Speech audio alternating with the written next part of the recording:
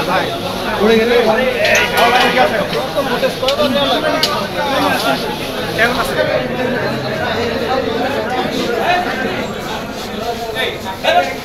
নজরুল ইসলাম সুজন তার জীবনটা চুরি হয়েছে চুরি দিয়ে। দিনের ভোট রাতে করে সে 2 বা 3 বার নির্বাচিত হয়েছে। তার রেলমন্ত্রী থাকাকালীন সময়ে সে অনলাইনের টিকিটের নামে একটি প্রতিষ্ঠানকে দিয়ে হাজার হাজার কোটি টাকা সে কামিয়ে নিয়েছে। তার সময়ে রেল সর্বোচ্চ লস দিয়েছে এবং দুর্নীতি হয়েছে এবং হাজার হাজার কোটি টাকার রেল থেকে সে কামিয়ে নিয়েছে। একজন আপাতমস্তক একজন দুর্নীতিবাজ এবং চোর। এই হত্যার সঙ্গে প্রাথমিক তদন্তকারী কর্মকর্তা এই সুজনের যোগসাজশ এবং তার জড়িত থাকার বিষয়টি উদ্ঘাটিত হওয়ায় তাকে আরও জিজ্ঞাসাবাদ করার জন্য বিষয়টি তদন্ত করার জন্য তদন্ত কর্মকর্তা তাকে আদালতে উপস্থাপিত করেন এবং 5 দিনের রিমান্ড চান। সাবেক অবৈধ এমপি এবং অবৈধ মন্ত্রী নজরুল ইসলাম সুজনকে যাত্রাবাড়ি থানা একটি হত্যা মামলায় তদন্তকারী কর্মকর্তা আজকে আদালতে উপস্থাপিত করেন। এই নজরুল ইসলাম সুজন তার জীবনটা চুরি হয়েছে চুরি দিয়ে। সে যখন সুপ্রিম কোর্টে বারে সেকেন্ড ইলেকশন করেছিল তখন তার প্রতিনিধিত্ব ছিল আজকে আমাদের প্রধান উপদেষ্টা যে আইনজীবী আব্দুল্লাহ আল মামুন। এই আব্দুল্লাহ আল মামুন শেষ 7 ভোটে নির্বাচিত হয়েছিল, কিন্তু এই সুজন জোর করে ভোট পুনর্গণনা করে সে আব্দুল্লাহ আল মামুনকে হারিয়ে নিজ আবার 4 ভোটে নিজকে বিজয় ঘোষণা করেছিল। এই আজকে নজরুল ইসলাম সুজন সেই কখনো ভোটে নির্বাচিত হয় নাই।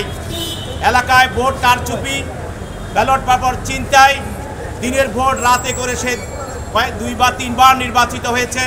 তার রেলমন্ত্রী থাকাকালীন সময়ে সে অনলাইনের টিকিটের নামে একটি প্রতিষ্ঠানকে দিয়ে হাজার হাজার কোটি টাকা সে কামিয়ে নিয়েছে। তার সময়ে রেল সর্বোচ্চ লস দিয়েছে এবং দুর্নীতি হয়েছে এবং হাজার হাজার কোটি টাকার রেল থেকে সে কামিয়ে নিয়েছে এবং আত্মীয়করণ করেছে। এবং তার স্ত্রী রেলের টাকা রেলের বিভিন্ন বিষয়গুলো চাকরি এবং বদলি সে নিয়ন্ত্রণ করত। আপনারা জানেন তার শালীকে নিয়ে একজন কর্মচারী তার অসাধারণের জন্য প্রতিবাদ করায় সে শালীর পক্ষ নিয়েছিল, সে রেলের কর্মকর্তার পক্ষে নেয় তাকে সাসপেন্ড করা হয়েছিল। একজন আপাতমস্তক একজন দুর্নীতিবাজ এবং চোর। আজকে তাকে এই হত্যা মামলায় আদালতে উপস্থাপিত করা হয়। এই হত্যা মামলাটি হলো যাত্রাবাড়ি 5/8/2024 তারিখে এই হত্যা মামলা হত্যা হয় ইমরান হাসান নামে একজন ছাত্র।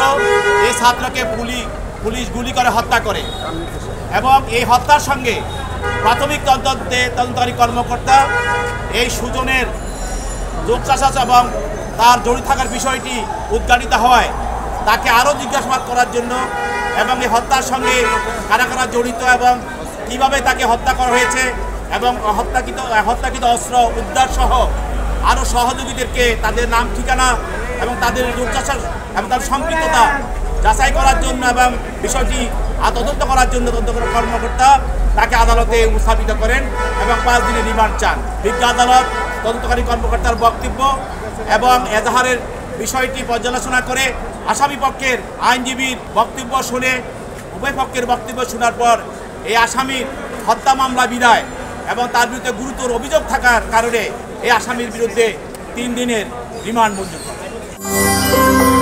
সত্য, বস্তুনিষ্ঠ ও নিরপেক্ষ দৈনিক জনবাণী।